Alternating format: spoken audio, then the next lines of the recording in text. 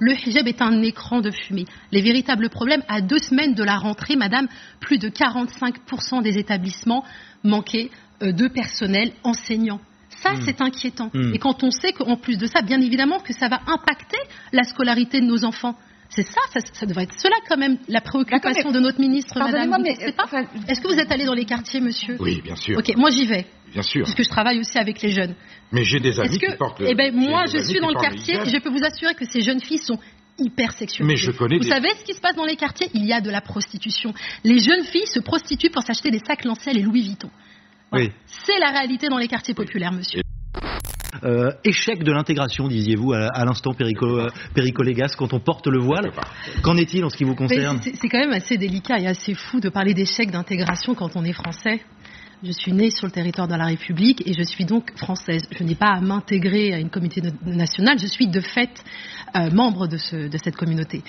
S'agissant du choix du port du hijab, c'est un choix intime. Je trouve ça aussi malheureux de devoir s'en justifier alors qu'il s'agit tout simplement d'une liberté religieuse, une liberté de religion, une liberté de conscience, on peut l'appeler comme on veut. Elle n'est que la manifestation visible de cette liberté dont on jouit tout simplement. Finalement, si on devait reformuler les termes du débat, ça serait quoi?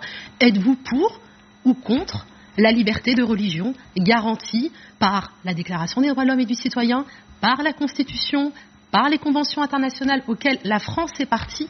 C'est ça la question finalement. Il y a quand même une contestation de la loi de 1905 aujourd'hui. Non. Elle est contestée par qui? Par une classe dirigeante. C'est quoi? Ce sont des personnes qui sacrifient les principes républicains sur l'autel de l'opportunisme ou à des fins électorales. Voilà où on en est aujourd'hui, monsieur. On parle de femmes bénévoles qui accompagnent des enfants lors de sorties pédagogiques. Et pardonnez-moi, madame, parce que vous avez été ministre du droit des femmes, mais... Des droits des femmes. Des droits des femmes, c'est ce que je viens de dire, pardonnez-moi, mais c'est ce que je viens de dire. Il s'agit de défendre toutes les femmes sans distinction.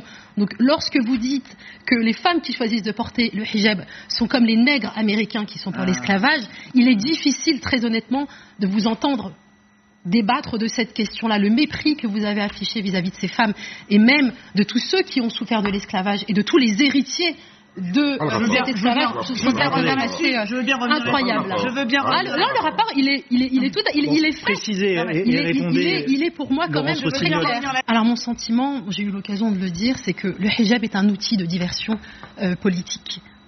Vous y voyez une diversion politique de la part, par exemple, des Républicains? Naturellement, mais mesdames, messieurs qui sont autour de cette table, la France traverse une crise sociale sans précédent depuis plus d'1 an. Les préoccupations des Françaises et des Français sont le démantèlement des services publics, la précarité. Ici, on doit parler de l'école, effectivement. Pour moi, la priorité, quand M. Blanquer dit le hijab, le voile n'est pas souhaitable.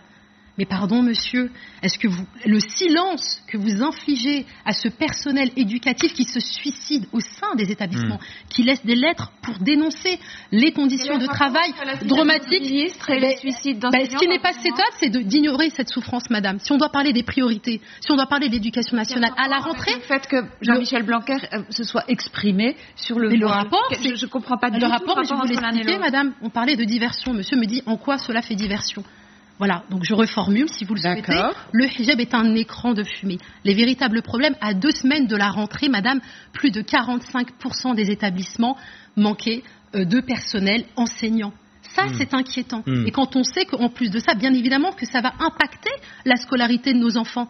C'est ça devrait être cela quand même, la préoccupation de notre ministre, madame. Je pense, madame, qu'aujourd'hui, qu'il y ait des citoyennes françaises qui portent hijab, pas librement. Et qu'il leur est imposé. Vous le pensez? Vous avez des chiffres, monsieur? Ah non, il y en a qui le disent. Alors, mais qui les chiffres? Vous pensez qu'elles vont dire ce... Mais comment voulez-vous le savoir? Monsieur, qu'est-ce que... Mais attendez, vous pensez que la liberté, c'est l'absence de femmes... Non, je pense justement... La liberté, c'est l'absence de... Non, je pense aux femmes... Alors, vous me soutenez aujourd'hui, vous pouvez me soutenir aujourd'hui, les yeux dans les yeux, qu'il n'y a aucune femme qui porte le hijab de son propre consentement, sans l'obligation de le faire. Voyez-vous, je vais être beaucoup moins tranché que vous. Je vous demande juste l'information. Beaucoup plus connecté je n'ai pas l'information. Avec le terrain que vous-même. Moi, personnellement, je n'en connais aucune. Voilà. C'est tout ce que je voulais savoir. Personnellement, je n'en connais aucune. Eh bien, c'est une grande nouvelle. Je suis entourée de femmes qui portent le hijab parce que, comme vous le savez, le marché du travail est quasiment fermé et qu'on a choisi. Pardonnez-moi, je vais jusqu'au bout, s'il vous plaît. Terminez et après on écoute Emmanuel Macron parce que c'est important, il vient de réagir sur le sujet. De femmes entrepreneurs qui portent le hijab. L'entrepreneuriat a été une alternative justement aux discriminations sur le marché de l'emploi. Je ne vous et parle je pas peux de vous dire celles qui qu'elles sont libres. Alors maintenant, ce fantasme autour des quartiers. Est-ce que vous êtes allé dans les quartiers, monsieur? Oui, bien sûr. Ok, moi j'y vais. Bien sûr. Puisque je travaille aussi avec les jeunes. Mais j'ai des amis qui portent le... Eh bien, moi, je suis dans le quartier et je peux vous assurer que ces jeunes filles sont hyper sexualisées. Mais je connais Vous savez ce qui se passe dans les quartiers? Il y a de la prostitution. Les jeunes filles se prostituent pour s'acheter des sacs Lancel et Louis Vuitton. Voilà. Oui. C'est la réalité dans les quartiers populaires, monsieur. 3 ministres sur les plateaux de télé pour nous dire que le hijab n'était pas souhaitable. Donc c'est le gouvernement de monsieur Macron. Alors, on a vu d'autres dire le contraire aussi. On a vu aussi dire le contraire. Mais, oui, ils ont le droit de le penser. Mais alors pour le coup, oui, ils ont le droit de le penser. Mais on parlait de la laïcité tout à l'heure et donc du principe de neutralité qui lie les fonctionnaires. Et les fonctionnaires devraient garantir justement cette liberté de conscience. Nul individu ne doit être inquiété pour ses opinions, qu'elles soient politiques ou religieuses. Et aujourd'hui, nous sommes inquiétés par des ministres. Nous sommes aujourd'hui inquiétés par des ministres. Enfin, dire la télé est quand même une tribune et on a des ministres qui viennent nous dire que le hijab n'est pas souhaitable. De ce point de vue, quand on voit les religions s'étendre dans les quartiers, quand on voit l'emprise... C'est faux, c'est mensonger. Allez dans les quartiers, madame. Il y a la précarité dans les quartiers. C'est des ascenseurs qui ne fonctionnent pas. C'est des courriers qui ne peuvent même pas arriver jusqu'au domicile de ces personnes. C'est des jeunes qui n'arrivent pas à travailler. Mais si, c'est que vous êtes dans un fantasme total. Vous êtes complètement déconnecté du terrain. Qu'est-ce qu'on veut? Moi, pardonnez-moi, monsieur, je peux me permettre parce que... Non, mais vous avez... Je suis complètement d'accord avec vous, madame. Et ça fait du bien de l'entendre de votre bouche, madame. Attendez. Non. C'est que la vraie question, c'est quel projet de société voulons-nous offrir à nos enfants? Je pense que chacun a envie d'œuvrer pour la concorde nationale. Oui, et aujourd'hui, nous avons des discours aujourd'hui clivants. Sophie Coignard, peut-être. On appelle à la délation, madame. Non. C'est là, on en est là. On appelle à la délation, c'est-à-dire qu'est-ce que vous voulez dire sur la société de vigilance, c'est à ça que vous faites référence? Je fais allusion, par exemple, dans certaines universités, toutes ces infographies on a eu avec des signes dits de radicalisation.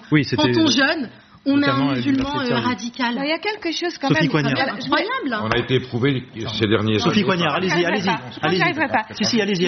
Sophie Coignard, s'il vous plaît. Les musulmans aussi sont des victimes du terrorisme, monsieur. D'accord? Latifa Indiaten, puisqu'on parle d'accompagnement, Latifa va dans les écoles. Latifa Indiaten va dans les écoles en arborant, qui a perdu son fils exactement dans un attentat, et qui va dans les écoles arborant son hijab. Et justement, en train de prévenir sur la... Sophie Coignard, si vous voulez bien, qui...